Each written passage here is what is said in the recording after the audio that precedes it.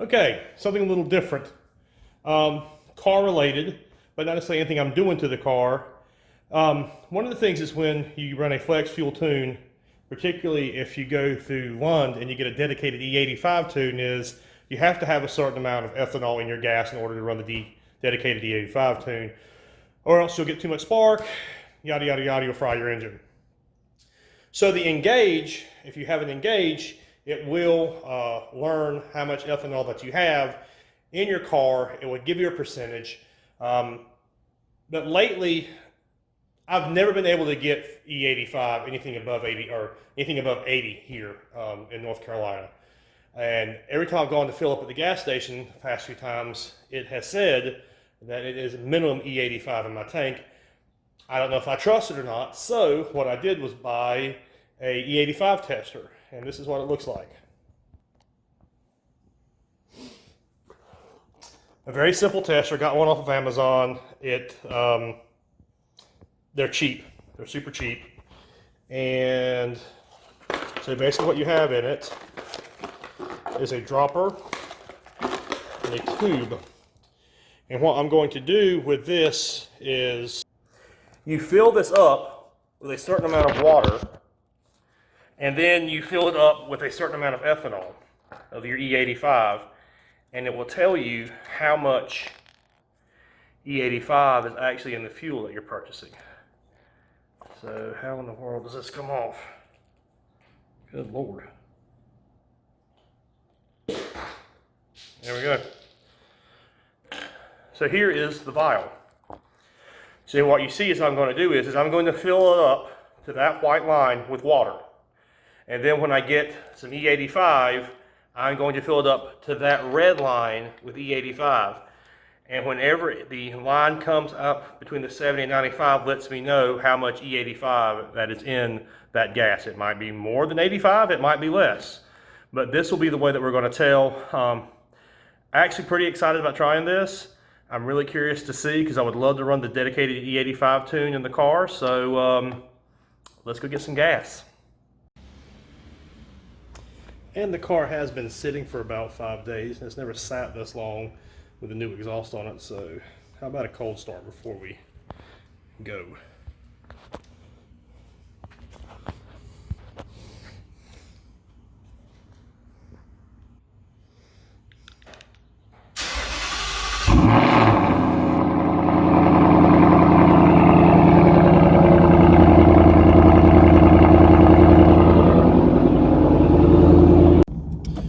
All right, at the gas station, got my E85 tester bottle. No good way to really get just a little bit of E85, so I'm going to, I guess, just pour some in here. So all right, let's see how this works. All right, so here we go. So there's the finished product, and if you look, and I'm not holding it completely stable, but it is E85.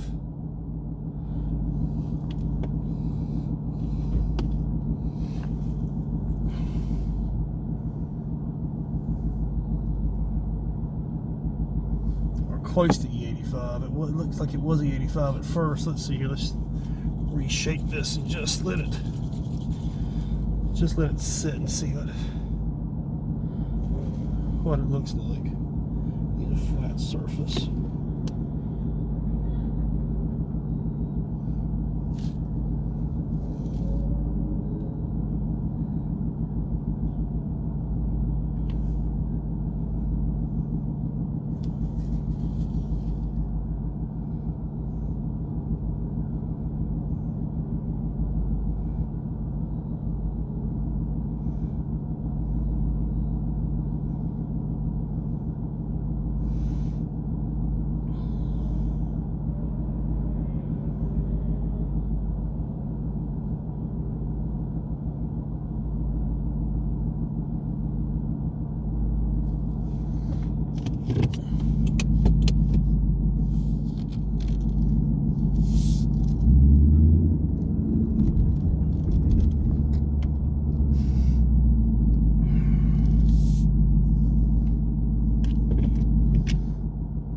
right at the E85 marker.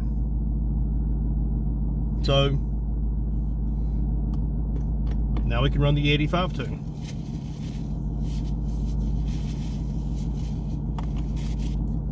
Let's see here. The engage is showing 84.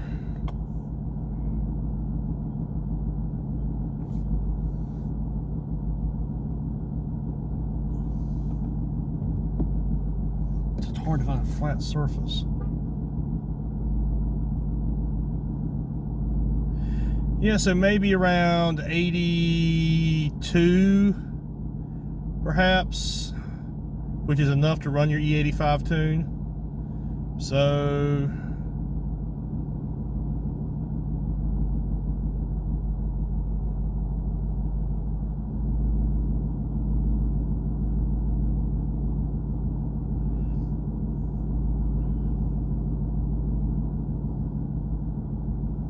yeah, around 82 looks like. Like I said, which is enough. Didn't put in quite enough E85 in here. It should be a little bit more, but that's okay. Like I said, it's enough to know that I've got it. So you look here, and it's still learning, but it's showing 84, which I think is good enough. You know, if you look at Lund Racing, look at Alex from Lund Racing, he says as long as it's around 80, you're fine. All right, tune loaded. Got the car off. 10 seconds.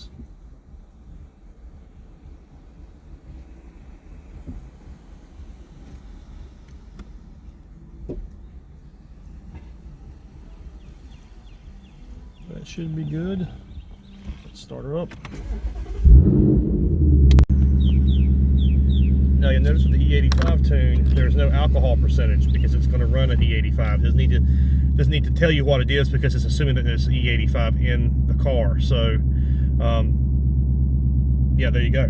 So I probably will change this mass airflow to my spark. But let's go out and see what this car does with the E85 dedicated tune. I have literally been trying to make this video for like 5 days now. And as soon as I got the tune in the car and tested the gas, lo and behold, it decides to have a tropical storm and rain for 4 days. So, tune's in the car, and we're going to see if there's any difference with the E85R tune and the flex fuel tune.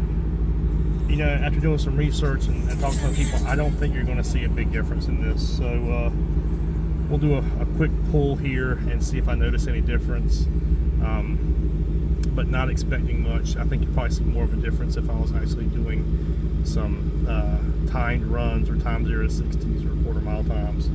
So not expecting too much, but we'll see.